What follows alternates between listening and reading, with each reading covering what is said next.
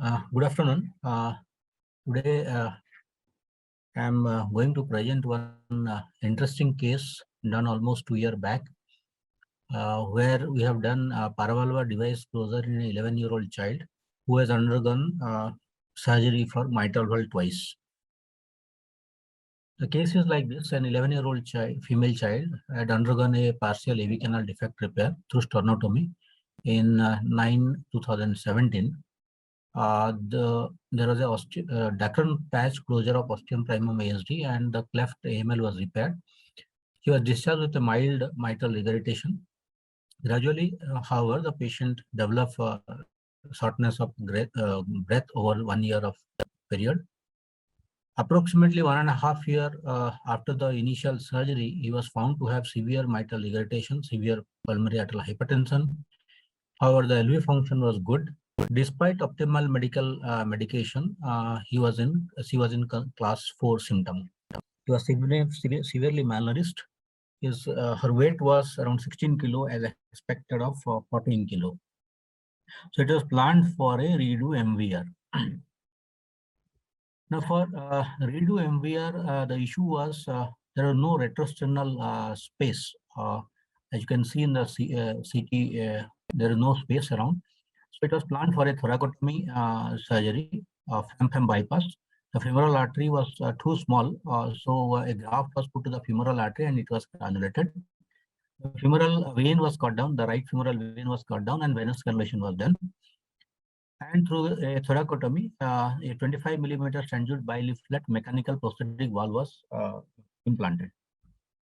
Immediately after the post-procedure, the TE showed a trivial leak at around 3 o'clock position. It was extubated on the next day, and however, on the 5th day onwards, he developed left ventricular failure requiring non-invasive ventilation. Echo shows severe mitral regurgitation through 3 paravalvular leaks and developed had moderate pulmonary hypertension. You can see the echocardiography. There are 2 jets are there. Here, almost 2 to 3 jets are visible, and mitral regurgitation is significant. So the patient was managed with diuretics, afterload reducing agent, and rate controlling agent. However, she remained refractory with for heart failure. Repeat echoes, including transesophageal echoes, shows 3 paravalvular leaks at 3, 5, and 2 millimeter size, closed by the automitral curtain. So, since the optimal medical treatment is not successful, we planned for paravalvular device closure on 17th post-op day. Patient was intubated, and the procedure was taken done in cath lab. Now, however, the issues were: one, he was only 16 kilo. The right groin had a scar because of left because of the previous surgery. The left femoral access we can take, but it will be difficult for a septal puncture. The right femoral vein was stenosed. Now, what device has to be used? ADO1, 2, or AVP 2. However, we didn't have all sizes in our disposal at the time of the procedure. Again, in this small child, the septal puncture would be difficult because of the height of the patient, and the intra-atrial septum constitute Dacron patch used in the previous surgery. So septal puncture was done with a little bit of difficulty after increasing the curve of the standard puncture needle. The septum was dilated with a dilator of a 12 French Moulin sheath dilator. At cath lab, we found that his PA pressure was around 40/26 when the aortic pressure was 100/46. The left atrial mean pressure was 38 millimeter, and the PA saturation found to be normal. Now here in the lab, you can see there is sluggish flow through the contralateral pulmonary vein injection.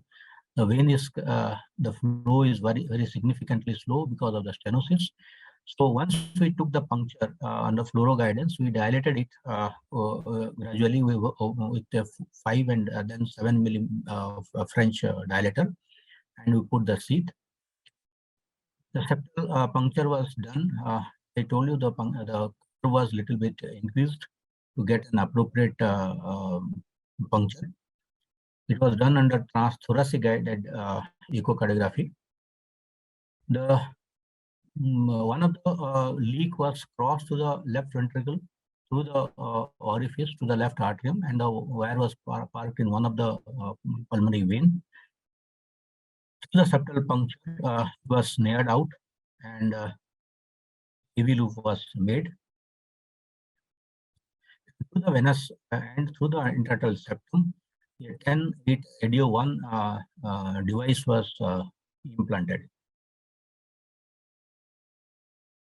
Once echo showed the significant reduction of the flow, and fluoroscopy showed that we were quite away from the prosthetic valve. It was released. Now the second lesion was again crossed in the same way, and it was snared and AV loop was made. But at one time we saw that this wire, the AV loop wire, was catching one of the edge of the previous device implanted. So it was slowly released from that one of the edge. Next issue was that when we took the Mullin sheath, it was not crossing through the second orifice. So the Mullin sheath was changed to a 5 French sheath. It also crossed with little bit of difficulty.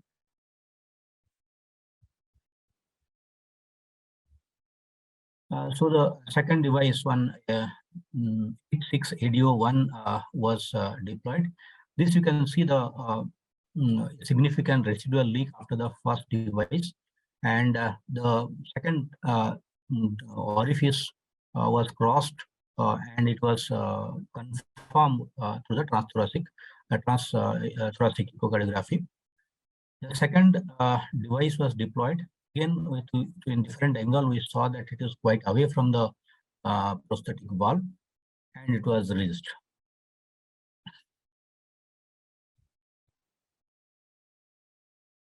Immediately after the procedure, the LA mean came down to 6 to 8 millimeter of mercury. After 4-hour struggle in the cath lab with a fluoro time of 72 minutes, we could got an acceptable result. This was the second device. After the device, the residual leak was there. It was accepted. The patient was extubated after 12 hours. Patient had a small venous congestion in right lower limb, but there was no DVT. The patient could be discharged on 5th day after optimization of the oral anticoagulant. So the take-home message is the proper assessment of each by the procedure is key to success of complex interventional procedure, starting from access to end of the procedure. Transthoracic echocardiography, when the windows are good, is good enough for planning and execution of the procedure in PVL closure, even though transesophageal echocardiography is preferred. Proper selection of the hardware from the guide wires and device, along with the patience of the operator and skill of the operator, is essential for the successful success of the complex procedure. To our best of knowledge, it was probably the youngest kid who has undergone multiple device closure in the paravalvular mitral valve paravalvular leak situation in the world.